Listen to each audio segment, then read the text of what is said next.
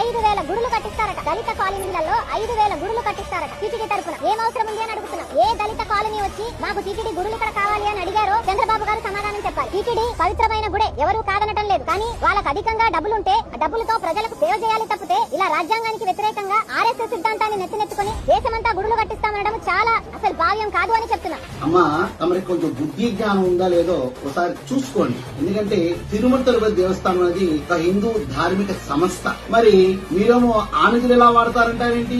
మా నిధులు మేము వాడక ఇంకెవరకు వాడతారండి? ముందు మీ క్రిస్టియన్ మత ప్రచారం చూసారా?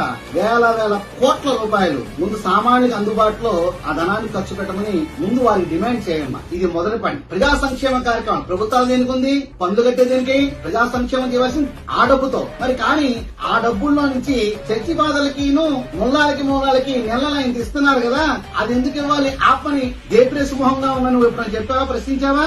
ఏది పడితే మైక్ పడితే ఏది పడితే మాట్లాడతానంటే ఇప్పుడు పగిలిపోతాయి. మా హిందూ ధర్మం జోలికి వచ్చావంటే ఈ పని నువ్వు చూసుకో. అసలు ఈ వ్యవస్థని ఈ దేశం సర్వనాశనం చేసి కాంగ్రెస్ పార్టీ ఆ పార్టీలో దూరి ఏదో మాట్లాడాలనుకుంటే మాత్రం ఎలా కుదురుతుందండి? మీ దిక్కుమాల గవర్నమెంట్ అంతకుముందు పోయిన గవర్నమెంట్ లో సుమారుగా 25,000 చర్చలు అనధికారికంగా ప్రభుత్వ స్థలాల్లో కట్టారు ఈ రాష్ట్రంలో. ఏ కొండ మీద కొత్తగా సిలువలు వెలిసినాయి. వాటిని ఎప్పుడు ప్రశ్నించావు? నువ్వు మత ప్రచారం చేస్తున్నావా? కాంగ్రెస్ పార్టీ అధ్యక్షురాలుగా ఉన్నావా? ఏదైనా ఆలోచించి నిర్ణయాలు